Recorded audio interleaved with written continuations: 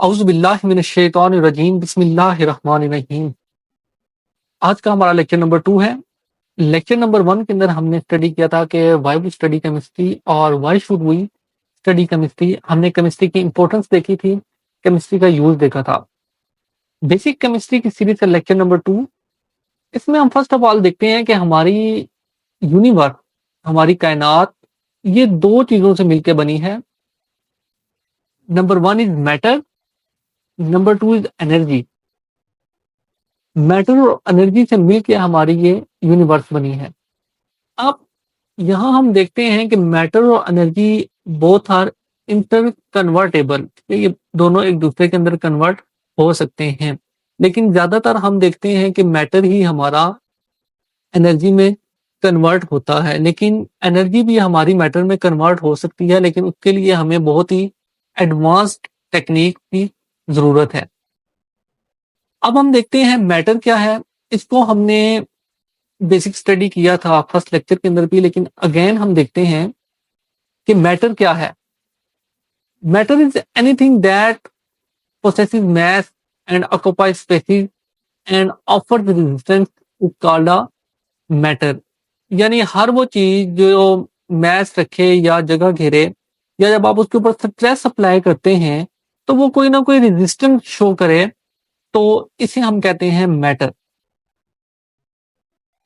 अब मैटर्स की क्योंकि फिजिकल प्रॉपर्टीज के अंदर क्या चीज आती है, इसमें हम देखते हैं basically shape, hardness, softness, melting point, boiling point etcetera. ये चीजें हम बेसिकली देखते हैं फिजिकल प्रॉपर्टीज ऑफ मैटर के अंदर। ठीक है, आगे आती है हमारे पास केमिकल प्रॉपर्टीज। केमिकल प्रॉपर्टीज के अंदर हम क्या चीज देखते हैं? केमिकल प्रॉपर्टीज में हम देखते हैं कि केमिकल प्रॉपर्टीज होती क्या है? Ability of any substance to change into new substance, इसको कहते हैं केमिकल प्रॉपर्टीज। इसमें हम देखते हैं फॉर एग्जांपल के हमारा कोई भी मॉलिक्यूल है या कोई भी हमारे पास कंपाउंड है, वो उसकी नेचर क्या है। लाइक एज हम कहते हैं फॉर एग्जांपल एसिडिक नेचर है या बेसिक इन नेचर है। ठीक है, ये या हम कहें कि उसका रिएक्शन ऑक्सीजन के साथ क्या रिएक्शन है, उस कंपाउंड का वाटर के साथ क्या रिएक्शन है, ठीक है, एक्सेट्रा। तो ये चीजें हमारे पास आ जाती हैं इसके अंदर। ये या एसिडिक नेचर बता रहा है, बेसिक नेचर बता रहा है, ऑक्सीजन के साथ क्या रिएक्शन है, वाटर के साथ। तो ये इस तरह की चीजें हमारी आ जाती हैं केमिकल प्रॉपर्टीज के अंदर। तो फिजिकल प्रॉपर्टीज और केमिकल प्रॉपर्टीज हम देखते हैं मैटर्स की। आगे हम देखते हैं इन्हीं बेस के ऊपर हमारा मैटर की क्लासिफिकेशन होती है, यानी फिजिकल प्रॉपर्टीज की बेस के ऊपर भी और केमिकल प्रॉपर्टीज की बेस के ऊपर हम मैटर को डिफरेंट कैटेगरीज के अंदर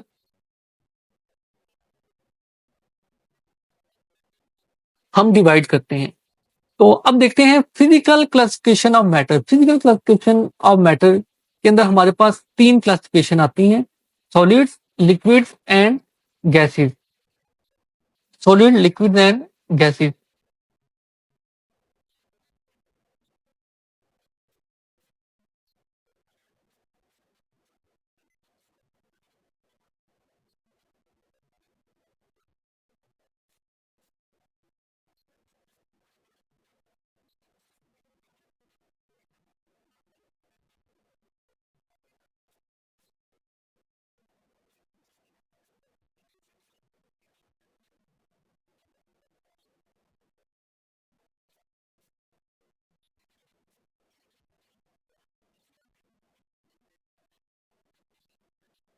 अच्छा, अब हम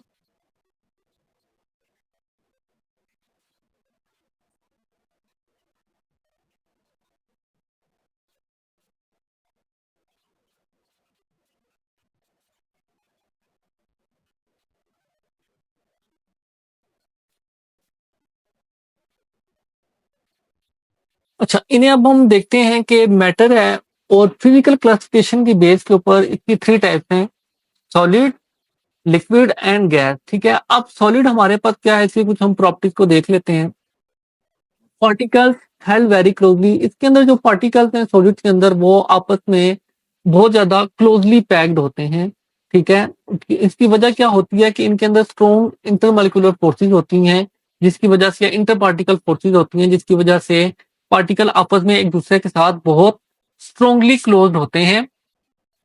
लिक्विड्स के अंदर पार्टिकल यहाँ पे लेस क्लोजली पैक्ड होते हैं एज कंपेयर टू सॉलिड, जबकि गैसेस के अंदर क्या होता है, पार्टिकल्स आर फर्देस्ट अपार्ट, यानी एक दूसरे से बहुत ज्यादा दूर होते हैं। इसकी वजह क्या होती है कि इनके अंदर इंटरमॉलिक्यूलर फोर्सेज जो है वो बहुत ज्यादा वीक होती हैं गैसेस के अंदर as compare to solid and liquid. Second, no freedom of movement of particle. इसका क्या मतलब है? इसका मतलब यह है कि पार्टिकल मूवमेंट नहीं कर रहे होते सॉलिड्स के अंदर, ठीक है, ऑलमोस्ट नेग्लिजिबल होती है। जबकि लिक्विड्स के अंदर क्या होता है कि particles can move around in some extent. इसके अंदर एज कंपेयर टू सॉलिड जो पार्टिकल्स हैं वो मूव करते हैं, but in the gases particle is very movement of particle is very easy and fast, यानी उसके अंदर इंटरमॉलिक्यूलर फोर्सेस हमारी गैसेस के अंदर बहुत ज्यादा वीक होती हैं, जिसकी वजह से जो फिर हमारे पार्टिकल्स हैं वो क्या होता है कि गैस के पार्टिकल एक दूसरे से दूर दूर होते हैं और वो उनकी मूवमेंट बहुत आसान होती है, ठीक है। थर्ड पॉइंट है डेफिनेट शेप एंड वॉल्यूम। अब सॉलिड्स के अंदर क्या होता है बेसिकली, क्योंकि इनके अंदर इंटरमॉलिक्यूलर फोर्सेस बहुत ज्यादा स्ट्रॉन्ग होती हैं, जिसकी वजह से इनकी शेप भी डेफिनेट होती है और वॉल्यूम भी। जबकि लिक्विड्स के अंदर क्या है, लिक्विड्स के अंदर वॉल्यूम डेफिनेट होता है जबकि इनडेफिनेट शेप होती है। जबकि गैसेस के अंदर ना तो शेप डेफिनेट होती है और ना ही तो वॉल्यूम। वजह क्या है कि इनके अंदर जो पार्टिकल्स हैं उसके अंदर इंटरमॉलिक्यूलर फोर्सेस जो है वो बहुत ही ज्यादा वीक होती हैं, जिसकी वजह से पार्टिकल रेंडमली कंटिन्यूसली मूव कर रहे होते हैं। सॉलिड हमारा जो है ये लो टेम्परेचर और हाई टेम्परेचर के ऊपर एग्जिस्ट करता है, जबकि लिक्विड हमारा इंटरमीडिएट प्रेशर और टेम्परेचर पे एग्जिस्ट करता है, जबकि गैसेस हमारे एग्जिस्ट करती हैं हाई टेम्परेचर और हाई प्रेशर के ऊपर, ठीक है।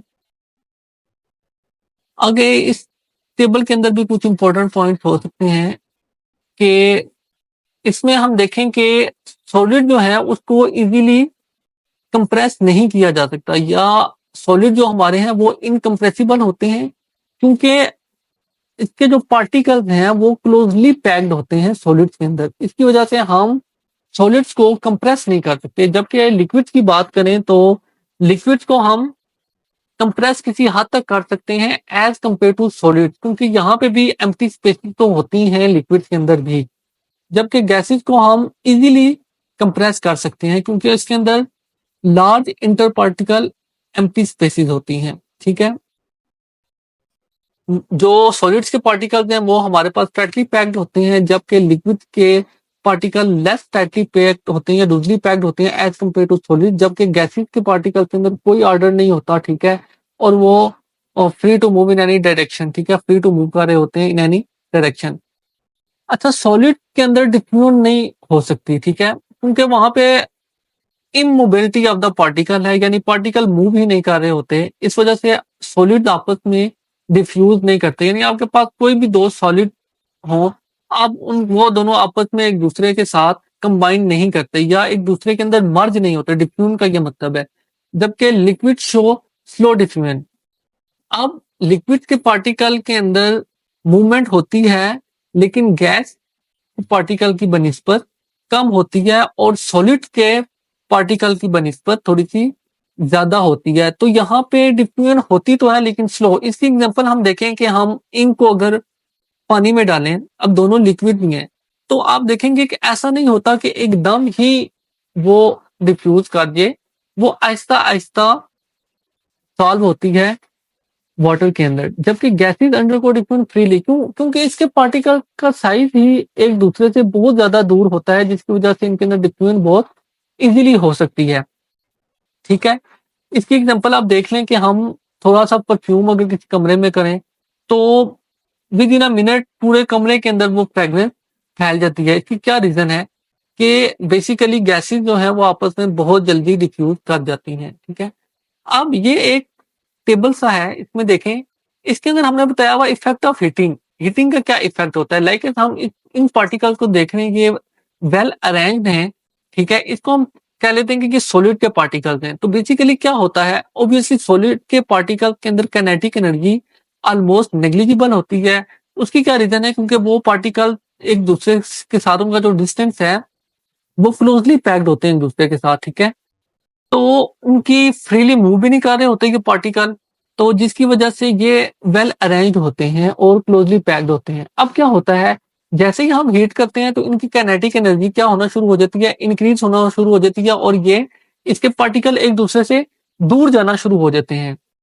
जब पार्टिकल एक दूसरे से दूर जाना शुरू हो जाते हैं तो इनके अंदर स्पेसीज आना शुरू हो जाती हैं, तो ये लाइक ए लिक्विड के अंदर कन्वर्ट हो जाता है।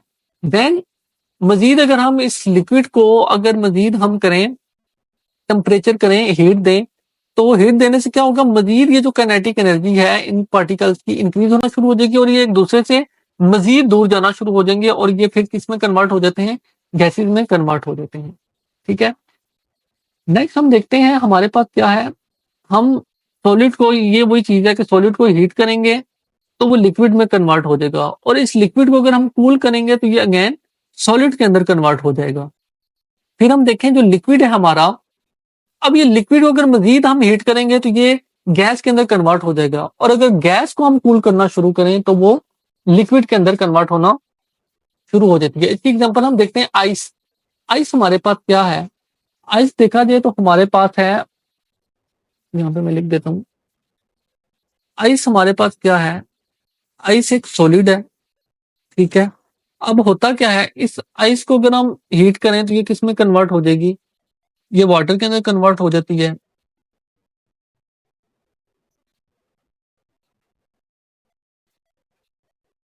वाटर के अंदर, ठीक है। देन अगर हम इस वाटर को हीट अप करें तो ये किस में कन्वर्ट हो जाता है, वेपर के अंदर, यानी गैस फॉर्म में कन्वर्ट हो जाता है हमारे पास, ठीक है।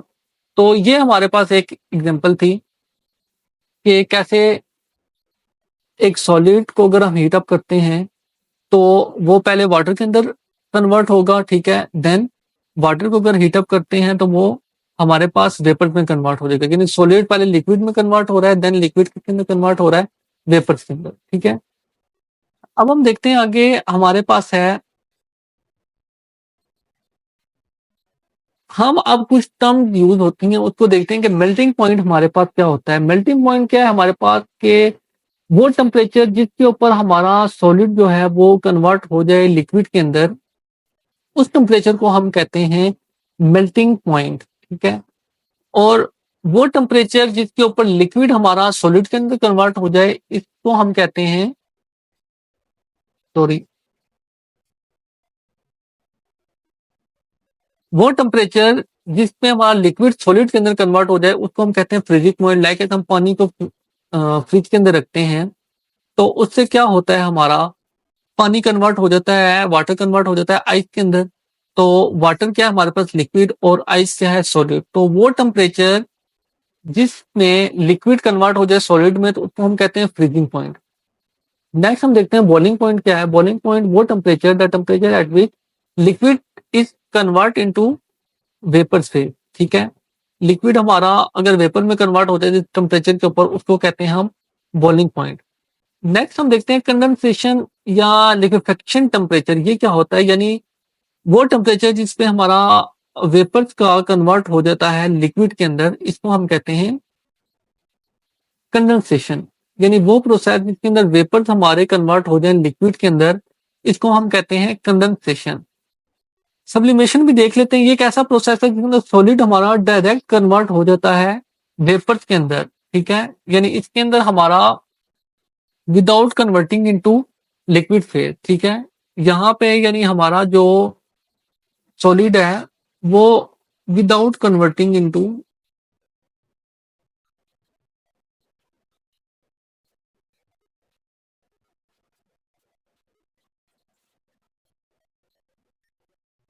इनटू लिक्विड, ठीक है। यानी हमारा जो सॉलिड है वो डायरेक्ट कन्वर्ट हो जाता है वेपर के अंदर without converting into liquid phase, ठीक है जी। यहां तक क्लियर है आपको। ये तो था हमारा सब फिजिकल प्रॉपर्टीज की बेस के ऊपर हमने देखी कि हम मैटर को कितनी टाइप के अंदर डिवाइड कर सकते हैं, वो सॉलिड, लिक्विड और गैसेस के अंदर था। अब हम देखते हैं कि केमिकल प्रॉपर्टीज की बेस के ऊपर जब हम मैटर को डिवाइड करते हैं डिफरेंट कैटेगरीज के अंदर, तो उसे हम कहते हैं केमिकल क्लासिफिकेशन ऑफ मैटर। अब हम देखते हैं कि केमिकल क्लासिफिकेशन ऑफ मैटर क्या है। तो मैटर को केमिकल क्लासिफिकेशन की बेस के ऊपर हमने टू टाइप्स के अंदर डिवाइड किया है। First is pure substance and second is mixture. यानी केमिकल क्लासिफिकेशन की बेस के ऊपर हमारा मैटर जो है वो टू टाइप्स के अंदर डिवाइड होता है। एक है प्योर सब्सटेंस और दूसरा हमारा है मिक्सचर। प्योर सब्सटेंस क्या है, इसे हम जरा देखते हैं। The sample containing only one substance is called pure substance। यानी प्योर सब्सटेंस के अंदर आपका जस्ट एक तरह का ही सब्सटेंस आपका यूज होगा। जबकि मिक्सचर क्या होता है कि इसके अंदर मोर देन वन सब्सटेंस, ठीक है। The sample which contain two or more substances is called a mixture, ठीक है। तो ये प्योर सब्सटेंस और मिक्सचर के अंदर बेसिकली ये डिफरेंट था। अच्छा, तो आपने इन दोनों के अंदर डिफरेंस देख लिया कि इसके अंदर जस्ट ओनली वन सब्सटेंस होता है और इसके अंदर more than one substances use होते हैं। अब हम देखते हैं characteristics of pure substance. Pure substance की क्या कैरेक्टरिस्टिक्स है। फर्स्ट तो यह है कि प्योर सब्सटेंस हमारा जो है वो एक ही तरह के एटम पर मुश्तमिल होता है। यानी pure substance contain only one type of atom. Second ये है कि ये होमोजीनियस इन नेचर होता है और थर्ड ये है कि इसकी डेफिनाइट कंपोजिशन होती है, ठीक है। अभी हम प्योर सब्सटेंस को देख रहे हैं, देन हम मिक्सचर की तरफ जाएंगे, ठीक है। तो अब प्योर सब्सटेंस की हमने ये कैरेक्टरिस्टिक्स भी देख ली। अब हम देखते हैं कि ये प्योर सब्सटेंस जो है ये फर्दर आगे डिवाइड होता है एलिमेंट और कंपाउंड के अंदर, ठीक है। अब हम देखते हैं कि एलिमेंट्स क्या होते हैं और कंपाउंड क्या होते हैं। एलिमेंट्स क्या है, element are the simplest form of matter, ठीक है। ये मैटर की एक सादा किस्म है which can not separate into further simpler substances. यानी आप एलिमेंट्स को मजीद सिंप्लीफाई नहीं कर सकते। फॉर एग्जांपल हमारे पास हाइड्रोजन है अगर, तो हाइड्रोजन को आप फर्दर हाइड्रोजन में ही रहे, या फॉर एग्जांपल हम कहते हैं हमारे पास हाइड्रोजन गैस है, ठीक है। अब ये हाइड्रोजन गैस है तो ये इसको हम स्प्लिट करके हाइड्रोजन ही रहेगा हमारे पास, फर्दर कोई और चीज हमारे पास नहीं बनती। तो एलिमेंट जो हमारे हैं ये खुद ही सिंपलेस्ट फॉर्म होते हैं, तो मजीद हम सिंप्लीफाई नहीं कर सकते। contain only one type of atom. अब हमारे पास जो एलिमेंट्स हैं उसके अंदर सिर्फ एक तरह के ही एटम्स हो सकते हैं, कोई दूसरा एटम उनके साथ कंबाइन नहीं कर सकता, ठीक है। Can exist as a single atom, ठीक है, और can exist as a molecule. यानी हमारे पास एलिमेंट जो हैं वो सिंगल एटम के तौर पे भी रह सकते हैं। फॉर एग्जांपल कैसे, हमारे पास नोबल गैसेस जो हैं ये भी तो एलिमेंट्स है ना।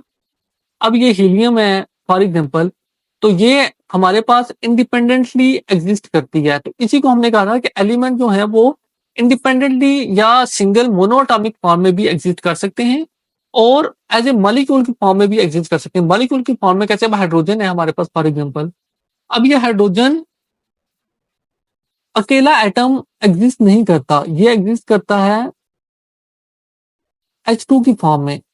तो ये एज ए मॉलिक्यूल की फॉर्म में भी एग्जिस्ट कर सकते हैं एलिमेंट, ठीक है। तो एलिमेंट क्या है हमारे पास, they are simplest form of matter which can not split into simpler substances.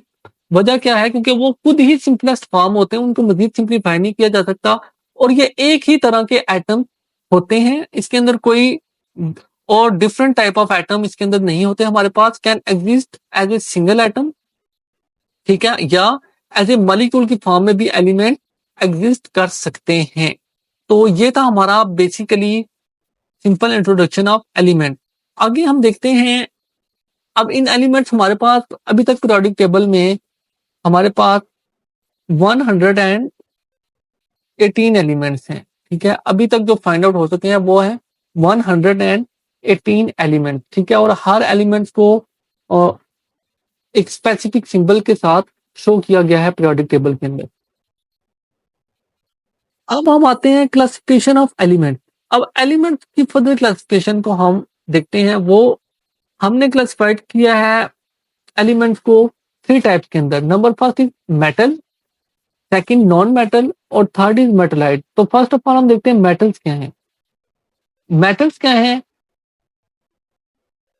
Elements which form positive ion by losing the electron और कॉल्ड मेटल। ठीक है, मेटल्स की एक खासियत होती है इन ए केमिकल रिएक्शन कि वो अपने इलेक्ट्रॉन को लूज कर देती हैं और इनके ऊपर आ जाता है पॉजिटिव चार्ज। तो मेटल्स क्या हुई हमारे पास? Electropositive. यानी मेटल्स की हमने क्या डेफिनेशन स्टडी की?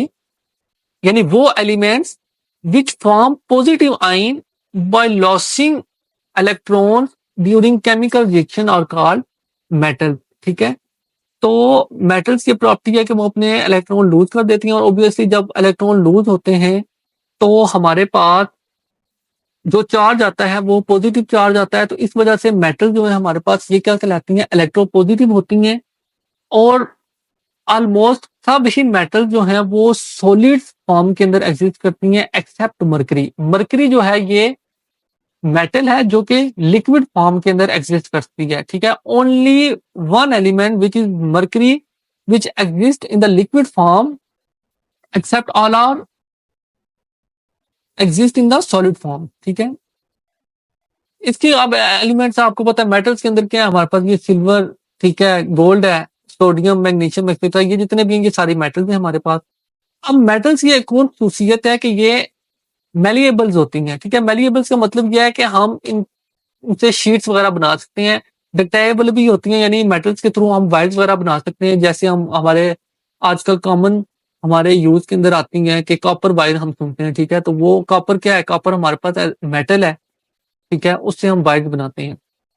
Again non metal.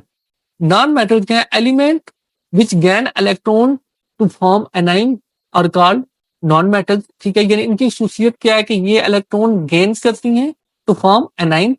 ठीक है, अब क्योंकि इलेक्ट्रॉन ये ले लेती हैं तो इसका मतलब ये है कि हमारे पास जो नॉन मेटल हैं वो क्या कहलाती हैं? इलेक्ट्रो नेगेटिव इन नेचर होती हैं। अब जो नॉन मेटल हैं they are poor conductors of heat and electricity. Non metal जो आपकी हैं जी ये poor conductor of heat and electricity है, जबकि हमारे पास जो मेटल्स हैं, ठीक है, ये हमारे पास good conductor of heat and electricity है। यहां मैं लिख देता हूं, दे आर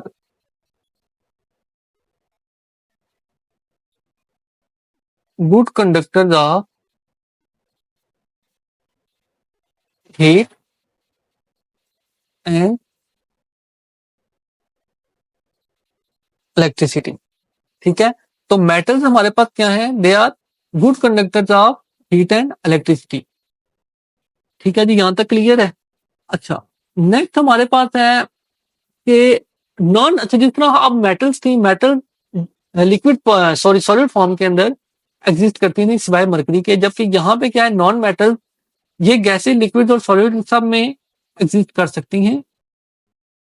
नॉन मेटल के एग्जांपल के अंदर देखें, ऑक्सीजन है, नाइट्रोजन है, कार्बन और फास्फोरस। ठीक है, ये हमारा नॉन मेटल था। देन आता है हमारे पास मेटलाइट। अब मेटलाइट्स क्या होता है? यानी वो एलिमेंट जो बिहेव करते हैं like both metal and non metal, उसको हम कहते हैं metalloid. The element which behave like both metal and non metals are called metalloid. इसमें हम देखते हैं बोरोन, सिलिकॉन, जर्मेनियम एक्सेट्रा, ये एग्जांपल्स हैं हमारे पास मेटलाइट्स की। अब हमने एलिमेंट भी देख लिया, अब हम चलते हैं कंपाउंड्स के ऊपर। ठीक है, हमने क्या कहा था कि हमारे पास प्योर सब्सटेंस जो है इसकी 2 टाइप्स हैं, element and the compound. Elements को हमने स्टडी कर लिया, अब हम चलते हैं कंपाउंड के ऊपर। कंपाउंड्स क्या है? कंपाउंड्स की डेफिनेशन सिंपल ये है, ये प्योर सब्सटेंस है, ऑब्वियसली प्योर सब्सटेंस की फॉर्म है कंपाउंड। तो compound is a pure substance made up of 2 और more element combined in a definite proportion by mass। ठीक है, 2 or more element combined in a definite proportion by mass। ठीक है, जब दो या दो से ज्यादा एलिमेंट एक डेफिनेट प्रोपोर्शन से आपस में मिलते हैं तो वो कंपाउंड बनाते हैं। ठीक है, तो कंपाउंड्स की एक ये खासियत भी मैं आपको बता दूं कि इसके अंदर हमारे पास जो बेसिकली एटम्स आपस में मिलते हैं वो डिफरेंस होते हैं। ठीक है, डिफरेंट एलिमेंट। ठीक है, डिफरेंट एलिमेंट जो हैं ये आपस में मिलके क्या बनाते हैं, कंपाउंड। जैसे वाटर और ऑक्सीजन। ठीक है, ये वाटर हमारे पास बन गया H2O। तो H2O क्या है हमारे पास, एक कंपाउंड है। कंपाउंड की नेचर क्या होती है कि ये होमोजीनियस इन नेचर होता है। ठीक है, और entirely different from components of element. Like ये हमारे पास वाटर है, तो वाटर, अब वाटर के अंदर क्या है हमारे पास, हाइड्रोजन है और ऑक्सीजन है। ठीक है, अब वाटर जो है हमारे पास ये टोटली डिफरेंट है इसकी प्रॉपर्टीज किससे, ऑक्सीजन से भी और हाइड्रोजन से भी। लाइक हाइड्रोजन क्या है, हाइड्रोजन इट्स सेल्फ कंबस्टेबल है। ठीक है, तो ऑक्सीजन यहाँ पे क्या है, ऑक्सीजन सपोर्ट करती है कंबशन को, जबकि वाटर जो हमारे पास है ये ना तो खुद कंबस्टेबल इन नेचर है और ना ही सपोर्ट करता है कंबशन को। तो कहने का मतलब ये है कि जो हमारे पास कंपाउंड होता है उसकी जो प्रॉपर्टीज हैं वो एलिमेंट्स जिनसे मिलके वो बना है वो टोटली डिफरेंट होती हैं, होमोजीनियस इन नेचर होता है। अच्छा, आगे जब भी मॉलिक्यूल बनता है तो उसमें से एनर्जी इवॉल्व होती है। ठीक है, जनरली एनर्जी इवॉल्व। अच्छा, अब कंपाउंड्स की भी आगे फर्दर हमारे पास कुछ टाइप्स हैं वो हम देख लेते हैं। Like inorganic compound and organic compound. अब इनऑर्गेनिक कंपाउंड जो है ये हमें मिलते हैं नॉन लिविंग सोर्सेज से। ठीक है, जैसे मिनरल्स वगैरह से। जबकि ऑर्गेनिक कंपाउंड्स हमारे जो मिलते हैं वो लिविंग सोर्सेज से मिलते हैं, लाइक एज प्लांट्स, एनिमल्स। ठीक है, आगे ऑर्गेनिक कंपाउंड में हम प्रोटीन, कार्बोहाइड्रेट, लिपिड वगैरह। ठीक है, तो ये हमारे पास ऑर्गेनिक कंपाउंड होते हैं। ठीक है, तो ये हमने किसका देख लिया, हमने कंपाउंड का देख लिया कि कंपाउंड्स क्या होते हैं कि जब दो या दो से ज्यादा एलिमेंट आपस में कंबाइन करते हैं। ठीक है, तो विद अ फिक्स एक प्रोपोर्शन बाय मैथ के थ्रू, तो उसे हम कहते हैं कंपाउंड। ठीक है, जैसे वाटर के अंदर, अब इसके अंदर हम देखें तो हमारे पास इसकी क्या, इसके अंदर हमारे पास 2 हाइड्रोजन है और 1 ऑक्सीजन है।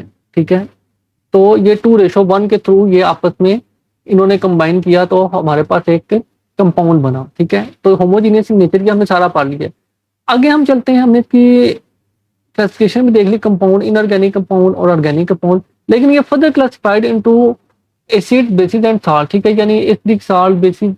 ठीक है, इसको मजीद एसिडिक कंपाउंड, बेसिक कंपाउंड कौन से होते हैं और साल्ट वगैरह, इसमें भी हम लोग इसको फर्दर क्लासिफाइड कर सकते हैं। तो अगर हम इस तरफ चले गए तो फिर लेक्चर मजीद हाँ लॉन्ग हो जाएगा। ठीक है, अब हम चलते हैं, अब हमने एलिमेंट भी देख लिए, कंपाउंड भी देख लिए, अब हम देखते हैं मॉलिक्यूल्स को भी देख लेते हैं। भाई मॉलिक्यूल्स क्या होता है, when two or more atoms bond together form a molecule। ठीक है, इसके अंदर क्या होता है, दो या दो से ज्यादा एटम जब मिलते हैं तो ये आपस में क्या बना लेते हैं, मॉलिक्यूल्स बना लेते हैं। अब यहाँ पे एक बात सोचने वाली है कि यही चीज तो हमने कंपाउंड के अंदर भी देखा था कि उसके अंदर भी दो या दो से ज्यादा एलिमेंट जब आपस में मिलते हैं तो वो बना लेते हैं कंपाउंड। ठीक है, लेकिन यहाँ पे एक चीज है कि कैन बी सेम और डिफरेंट, यानी जो हमारे पास एटम मिलेंगे वो सेम भी हो सकते हैं और डिफरेंट भी हो सकते हैं। जबकि हमने यहाँ पे देखा है कंपाउंड्स के अंदर जो हमारे पास जो एटम आपस में कंबाइन करेंगे वो एक दूसरे से डिफरेंट होना चाहिए, यानी हाइड्रोजन और ऑक्सीजन ने कंबाइन किया। ठीक है, जबकि हमारे पास मॉलिक्यूल्स की क्या खसूसियत है कि जिसके अंदर जो एलिमेंट्स या एटम्स हैं वो सेम भी हो सकते हैं और डिफरेंट भी हो सकते हैं, लाइक एज ऑक्सीजन और वाटर की एग्जांपल है। ठीक है, अब बहुत ही बेहतरीन किस्म का जुमला आता है, वो कहता है कि all compound are molecules but not all molecules are compound. इसका क्या मतलब है, फॉर एग्जांपल अब ये देखें आप, हमारे पास है वाटर, H2O है।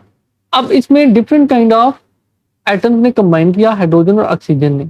इसका मतलब ये कंपाउंड है और ये मॉलिक्यूल भी है। क्यों, क्योंकि मॉलिक्यूल की ये डेफिनेशन है कि उसके अंदर सेम भी हो सकते हैं और डिफरेंट भी हो सकते हैं। ये तो होगी डिफरेंट की एग्जांपल। अब हम देखते हैं कि हमारे पास फॉर एग्जांपल है ऑक्सीजन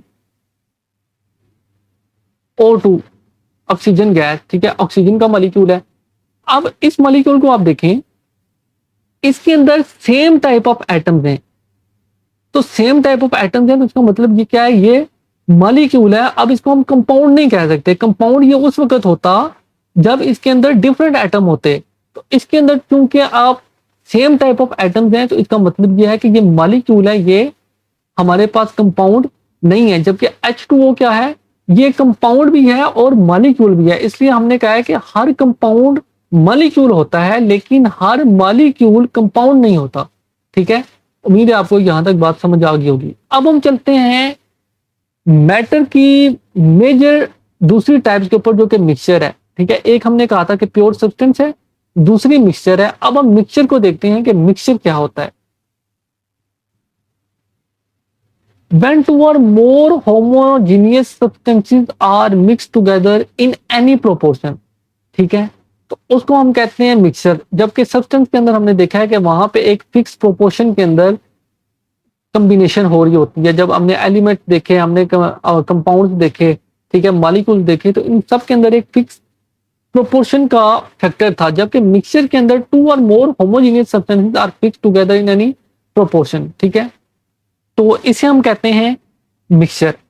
अब मिक्सचर को हम अच्छा, तमाम तर मिक्सचर जो है वो क्या है, हेट्रोजीनियस मिक्सचर है सिवाय सॉल्यूशन के। ठीक है, सॉल्यूशन जो हमारे पास होता है वो टाइप ऑफ मिक्सचर है लेकिन वो होमोजीनियस इन नेचर होते हैं। तो बाकी ये है कि इसको हम इजीली सेपरेट कर सकते हैं बाय लेबोरेटरी मेथड। और लेबोरेटरी मेथड के अंदर कौन से हमारे हो सकते हैं, लाइक एज हम कहते हैं फिल्ट्रेशन। फिल्ट्रेशन हो सकता है, या हमारे पास फिल्ट्रेशन के अलावा हम डिस्टिलेशन को भी यूज कर सकते हैं। ठीक है, डिस्टिलेशन, ठीक है, इस तरह के हम डिफरेंट मेथड को यूज करके सब्लिमेशन भी यूज कर सकते हैं और हम इनको सेपरेट कर सकते हैं मिक्सचर्स को। ठीक है, अब type of mixture there are two type of mixture, homogeneous mixture and heterogeneous mixture. Homogeneous mixture कौन से होते हैं, यानी ऐसे मिक्सचर जिनकी कंपोजिशन यूनिफॉर्म होती है। ठीक है, लाइक एज हम कहते हैं कि हमारे पास एयर है। अब एयर के अंदर मैं एग्जांपल कह लेते हैं कि हमारे पास हाइड्रोजन गैस भी है फॉर एग्जांपल, और हमारे पास ऑक्सीजन भी है। ये आपस में कंबाइन करती हैं और ये एक यूनिफॉर्म कंपोजिशन बना रहे होते हैं। ठीक है, हमें जो एयर है वो उसकी कंपोजिशन क्या होती है, यूनिफॉर्म होती है। ठीक है, इसके अलावा हम कहते हैं कि वाटर के अंदर हमारे पास अगर कार्बन डाइऑक्साइड मौजूद हो तो ये भी यूनिफॉर्म इन नेचर होती है। हम इनको, ये हमें सेपरेट अलग अलग नहीं नजर आते। ठीक है, तो ये हमारे पास एग्जांपल थी होमोजेनियस मिक्सचर की। ठीक है, अब हेट्रोजेनियस मिक्सचर के अंदर क्या होता है कि हेट्रोजेनियस मिक्सचर के अंदर बेसिकली हमारी जो कंपोजिशन होती है वो यूनिफॉर्म नहीं होती। ठीक है, कंपोजिशन इज नॉट यूनिफॉर्म। ठीक है, अब इसके हम एग्जांपल ले लेते हैं कि हमारे पास वाटर है। अब वाटर इन सेल्फ हमारे पास क्या है, ये ऑब्वियसली होमोजेनियस सब्सटेंस है। ठीक है, इसके अंदर हम ऑयल को अगर ऐड कर दें, ठीक है, तो ऑयल ऐड करने से क्या होगा, वाटर ऑयल कर लें तो ये हमारे पास हेट्रोजीनियस मिक्सचर बन जाएगा। ठीक है, वाटर के अंदर हमें ऑयल इजीली नजर आ सकता है। ठीक है, हाँ, लास्ट के अंदर देखें जी, ये हमने एक टेबल बहुत खूबसूरत सा बनाया है। सॉरी,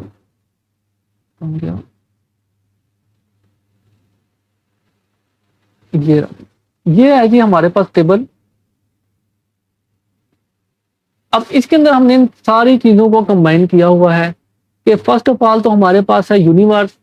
और यूनिवर्स मैंने आपको बताया कि दो चीजों से मिलकर बनी है, मैटर और एनर्जी। देन एनर्जी से हमारा इतना वास्ता नहीं पड़ता, तो हम केमिस्ट्री में स्टडी करते हैं मैटर को, chemistry the science of matter. अब मैटर को हमने कहा था कि फिजिकल क्लासिफिकेशन भी करते हैं और केमिकल क्लासिफिकेशन भी करते हैं। तो फिजिकल क्लासिफिकेशन की बेस के ऊपर हमने मैटर को थ्री टाइप्स के अंदर डिवाइड किया था, सॉलिड्स, लिक्विड्स एंड गैसेस। जबकि केमिकल क्लासिफिकेशन के अंदर हमने क्या देखा था कि एक प्योर सब्सटेंस है हमारे पास और दूसरा मिक्सचर है। ठीक है, प्योर सब्सटेंस के अंदर हमारे पास एलिमेंट्स और कंपाउंड्स आते थे। ठीक है, फिर हमने एलिमेंट्स को फर्दर आगे डिवाइड किया, मेटल, नॉन मेटल, मेटलाइट के अंदर। और कंपाउंड्स को भी हमने देखा कि कंपाउंड्स हमारे टू टाइप्स के हैं, inorganic compounds and organic compound. ठीक है, मिक्सचर के अंदर हमने देखा था कि होमोजेनियस मिक्सचर होते हैं और हमारे पास हेट्रोजीनियस मिक्सचर होते हैं। तो ये था जी हमारा आज का लेक्चर, जिसके अंदर हमने कोशिश की है बेसिक केमिस्ट्री को कवर करने की, जिसके अंदर हमने स्टडी किया कि यूनिवर्स मैटर एनर्जी से मिलकर बनी है। मैटर क्या होता है, ठीक है, मैटर को फिजिकल क्लासिफिकेशन की बेस पे कितनी कैटेगरीज में डिवाइड करते हैं, केमिकल क्लासिफिकेशन की बेस के ऊपर कितनी कैटेगरीज के अंदर डिवाइड करते हैं। ठीक है, एलिमेंट्स क्या होते हैं, ठीक है, एलिमेंट की टाइप्स कितनी हैं। फिर हमने कंपाउंड्स को देखा, कंपाउंड्स क्या है, कंपाउंड्स की क्या टाइप्स हैं, ठीक है, मॉलिक्यूल्स क्या होते हैं। इन सब चीजों को हमने बहुत ही डिटेल के अंदर स्टडी किया कि हमारे पास एलिमेंट्स, कंपाउंड, मॉलिक्यूल भी बेसिकली क्या होते हैं। हमने देखा कि हर कंपाउंड जो है वो मॉलिक्यूल होता है, लेकिन हर मॉलिक्यूल कंपाउंड नहीं होता। एलिमेंट्स को हमने क्या देखा कि ये सिंपलेस्ट फॉर्म ऑफ मैटर है, जो कि फर्दर डिवाइड किसी प्योर और किसी सब्सटेंस के अंदर नहीं हो सकते, सिंपलेस्ट सब्सटेंस के अंदर, क्योंकि वो एलिमेंट खुद ही एक सिंपलेस्ट फॉर्म होती है मैटर की। ठीक है, और कंपाउंड्स क्या होते हैं, जब डिफरेंट एलिमेंट्स कंबाइन करते हैं with a fixed proportion by mass. ठीक है, तो उसको क्या कहते हैं, हम कंपाउंड्स कहते हैं। ठीक है, मॉलिक्यूल्स क्या होते हैं कि इसके अंदर एलिमेंट या एटम कंबाइन तो करते हैं आपस में, लेकिन वो सेम भी हो सकते हैं और डिफरेंट भी हो सकते हैं, इसमें कोई पाबंदी नहीं है। और मॉलिक्यूल एग्जिस्ट इंडिपेंडेंटली। ठीक है, कोई भी मॉलिक्यूल ऐसा नहीं होगा जो इंडिपेंडेंटली एग्जिस्ट ना करे। ठीक है, तो ये हमने सारी चीजें आज डिस्कस की। उम्मीद है आपको लेक्चर समझ आया होगा। Thanks for watching.